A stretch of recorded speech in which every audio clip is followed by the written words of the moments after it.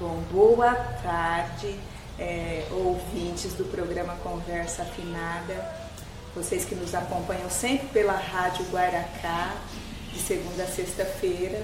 E desde que a gente começou o programa às 11 da manhã, as queridas ouvintes que não têm tempo, ou que às vezes está aquela muvuca na cozinha, porque é filho chamando do lado, marido chamando do outro, ou mesmo os esposos que estão ali dando uma assistência para as esposas, às vezes perdem o programa e sempre vinham me pedindo para colocar na internet, achando que é assim muito fácil, né? E a gente tem que pentear o cabelo, tomar banho, gente.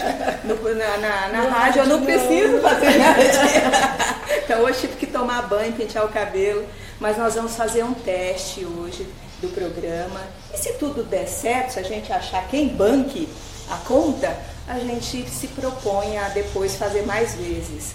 Mas o fato também da gente querer fazer esse programa hoje é para ter uma conversa com a Jaqueline Sec Vieira, que já é parceira do programa Conversa Afinada, a Ana Fernanda Menotti, que olha, linda, né? Como a mãe, diz que o fruto não cai longe da árvore, olha que preciosidade.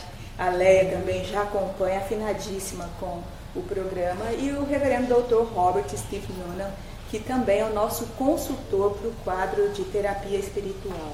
E a conversa assim, se fez necessária por conta da situação política por que passa o nosso país, que inclusive fez a CNBB, que é a Confederação Nacional dos Bispos do Brasil, produzir um documento a respeito do que se passa, especialmente na questão da violência. Eu vou relatar para vocês apenas 3 casos que aconteceram mais recentemente. 3, não, 4. No dia 24 de março, o arcebispo de São Paulo, cardeal Odílio Scherer, foi agredido por uma mulher no término da celebração da missa.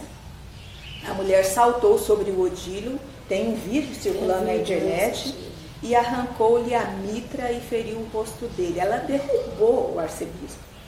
E ela gritava para ele, comunista infiltrado. O Reinaldo Azevedo, que é um jornalista político, disse o seguinte no dia 7 de março agora, deste ano. Ele diz o seguinte, o Gilberto Carvalho, porta-voz de Lula e o número 2 do PT, resolveu ameaçar os brasileiros. Os manifestantes, ele disse o seguinte, os manifestantes, as instituições, o Ministério Público, a Polícia Federal, o Judiciário e quem mais puder não vergar a serviço do PT, deve, no entender dele, estão no entender dele, brincando com fogo, referindo-se que pode, caso isso acontecer, haver o que aconteceu na Venezuela, que foi exatamente a luta armada, uma guerra civil. Na internet também circulam notícias de uma médica que se recusou a atender uma paciente porque era petista. E ainda casos de pessoas, em algumas cidades as pessoas estão sendo agredidas por usarem roupas vermelhas. E por aí vai. Então, a pergunta principal que eu tenho para esses lindos convidados e lindas convidadas é o seguinte, em tempos de uso, em que o uso da palavra democracia tem sido tão amplamente dito aí aos 4 ventos e sacado como quem se saca de uma arma realmente, né, para defender o seu ponto de vista, aliás, eu acho que na história deste país nunca se usou tantas vezes a palavra democracia. Na opinião de vocês, o que explica, né, já que tem falado tanto em democracia, o que explica as agressões violentas, físicas e verbais? Na minha opinião, isso nasce no momento em que o próprio Partido dos Trabalhadores, a CUT, que é a Central Única dos Trabalhadores, os sindicatos se denominam instituições civis em defesa da democracia, que você acabou de falar. Nunca se falou tanto mesmo a palavra democracia, salvo na época de 60, que era uma luta para que se extinguisse o regime militar e recobrasse a nossa democracia. O que acontece hoje é o seguinte, realmente esse Reinaldo Azevedo ele tem razão. Quando ele expressa a opinião dele nos vídeos, ele diz que existe uma agressão a essa parte do PT, da CUT, que não admite pensamento diverso do deles, está se tornando agressiva. É por isso o barril de pólvora, é por isso brincando com fogo, esses termos que o Gilberto Carvalho usa. E o Gilberto Carvalho é uma cabeça pensante dentro do PT muito importante. Acontece que eles não estão admitindo o contraditório em qualquer opinião de hoje. Eles não aceitam mais sair do poder e eles têm uma certeza, quase uma fé, que eles são a solução do nosso problema no Brasil. E democracia só existe quando eles estiverem lutando por ela. Eles não acreditam em nenhuma outra versão de democracia. E você, Ana Fernanda, vamos ouvir a voz mais jovem, né? Como os jovens da sua idade, a Ana Fernanda acabou de formar-se em Direito. Quer dizer, olha, está bem próxima aí daquilo que é o pilar da democracia, que é a questão do direito, o direito de expressar e também o direito de ir e vir, de acreditar, enfim. Bom, a minha opinião sobre isso é bem... A minha opinião ela é bem direta. Eu não tenho... Eu acho que todo problema é intolerância. E não só da parte de um partido ou de outro. A intolerância ela não é só... Porque a gente já sabe que tem essa intolerância religiosa em alguns lugares e agora está aparecendo pra gente como uma intolerância partidária, política. E no Brasil, particularmente no Brasil, é uma intolerância partidária. Então, ou você é uma coisa ou você é outra coisa, senão você não é nada. Ou você é petista, ou você é do PSDB. Eles não admitem uma versão que existe outra coisa. Existe outras coisas além disso. Então, aí é incrível que nas manifestações que estão tendo, que a gente vê na TV, que a gente participa também, você vê que as pessoas sempre estão defendendo um partido. Se elas não estão defendendo um partido, elas estão contra um partido. A maioria das pessoas, óbvio que não é, a gente não pode generalizar, né? Mas eu acho isso muito errado, porque você tem que aceitar que a pessoa... Você não gosta do partido X? Problema seu, aceita, convive com isso. Não é porque você não gosta que você vai bater num cara que tá usando uma camiseta vermelha, entendeu? Agredir um cara, xingar o cara porque ele tá com uma camisa vermelha, entendeu? Eu acho que todo problema é intolerância. E você vê que é uma coisa que passa a pessoa da minha idade que eu vejo são menos intolerantes, mas o pessoal mais velho, eu acho que e eles tentam colocar isso na nossa cabeça também. Não, você tem que ser assim, você tem que ser assim porque aí, papai, vai ser é muito ruim, porque a gente, querendo ou não, nós temos a nossa personalidade e a diversidade hoje é muito exatamente assim, é óbvio que a gente não pode comparar. Os jovens estão mais zens nessa situação? Porque você veja aí a manifestação, que tudo começou, porque parecia que o Brasil estava no marasmo e de repente começou. Onde começou as ondas de manifestações? Com pelos jovens? 20 centavos. Pelos 20 centavos. Exatamente. E vamos combinar que o jovem não estava tão zen lá, não. Não, mas eu não tô falando que... É que assim, a parte da violência em si,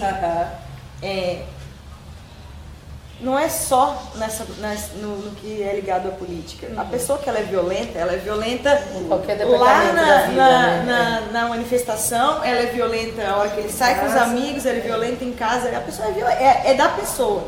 Isso é uma questão, ao meu ver, de educação e caráter. Gostei. Mas... Então, tem muito. Não tem. Quer dizer, é um oportunismo para botar. Exatamente. Já... Exatamente. É o que eu falo. Tinha 30 milhões de pessoas na rua. Só que 3 brigaram, eles vão ver as 3 que brigaram. E aí as 3 que brigaram vão sujar o nome de todo mundo que estava lá numa boa, entende? E eu acho isso, eu acho que essa generalização que todo mundo faz de querer, sabe? Eu acho muito complicado. O que querem fazer hoje é igualar todo mundo em apenas 2 bandas, que é o que você falou. Ou você é PT e você é da democracia, você defende o pobre, você defende o cidadão e os direitos trabalhistas. Ou você é PSDB, elite. Que aí você é coxinha, elite branca, milionário, você curte a crise brasileira em Miami. Isso não é real também. Você é nem tanto ao céu, nem tanto ao mar, como diriam, né, os antigos. Tem que existir um equilíbrio entre isso. E não é todo mundo. Eu não sou filiada a partido nenhum, você é. Eu não tenho partido político nenhum. Pelo contrário, eu acho que justamente para eu conseguir ter uma visão crítica, construtiva, né, uma crítica construtiva, positiva, proativa, eu preciso estar independente, porque se eu tiver uma ideologia, se eu estiver defendendo uma ideologia, não é que eu vou me tornar isenta com relação aos problemas do mundo, mas vai ficar muito difícil eu não puxar para o lado da minha ideologia, do meu partido. Claro. Então eu acho triste, eu acho muito triste o que está acontecendo. Ou talvez a gente não tenha, porque a gente não achou essa ideologia ainda, né? Ela não existe. Ana, eu não tenho, por ideologia eu não tenho partido. É justamente a minha ideologia, eu não elejo nenhum partido que me represente 100%. Isso é pessoal, lógico, né? Outras pessoas se encontram muito bem quando leem uma carta de fundação de um partido e se encontram lá dentro.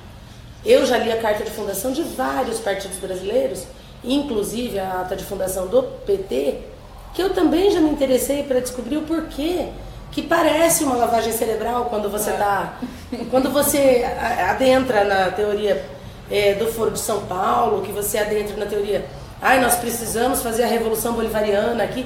O povo mesmo, não sabe o que é Revolução Bolivariana, não sabe quem foi Bolívar, Simão Bolívar. O povo não entende por que Castro, os irmãos Castro, são tão influentes hoje na cabeça da nossa presidente Dilma, do Lula e do PT e os demais partidos de esquerda. Precisariam entender. E quando você fala dos jovens, eu sou da geração que fui pra rua pelo Fora Collor. Eu tinha 18, 19 anos naquela época. Ela não tinha nascido. O que acontece? Realmente, naquela época, não houve violência. Realmente, os jovens foram pra rua. O Collor, que já estava... Agora a gente está ficando com medo. Então, o Collor já estava sofrendo um processo de impeachment e ele conclamou os jovens, os brasileiros, para que saíssem na rua no domingo, no dia tal lá, todos de verde e amarelo para demonstrar apoio em defesa da democracia. A frase foi exatamente a mesma da presidente Dilma hoje. O que aconteceu? Ao invés de usar verde e amarelo, a população se vestiu de preto, pintou a cara de verde e amarelo e foi para a rua para tirar o Collor, no Fora Collor. Não houve violência, claro, nas cidades maiores deve ter havido algum incidente, né, tal, mas não houve violência, a gente não tinha black blocs, a gente não tinha ônibus queimados, a gente não tinha isso. Mas a defesa era exatamente essa, você não nos representa mais, e não foi só jovem, né, mas começou com os jovens. E aí começou agora, em 2013, nós tivemos os movimentos do 20 centavos, né? Que não era só por 20 centavos, né? Era uma onda de insatisfação que explodiu com um aumento de passagem de ônibus urbano. Aconteceu, mas de lá para cá precisou esses tumultos todos para acordarem o povo brasileiro do saque que nós estávamos sofrendo no nosso patrimônio, na nossa dignidade do brasileiro, e principalmente dinheiro público, né? Bom, nós estamos encerrando este primeiro bloco. Nós vamos fazer 3 blocos de 10 minutos, se o sol ainda estiver conosco. E eu quero já de pronto dizer que atrás da câmera está a Raquel Moraes, a linda Raquel Moraes, que nos empresta o seu talento e o seu tempo, para que você tenha esta primeira conversa afinada em vídeo aqui no Facebook do programa Conversa Afinada. A gente volta já já.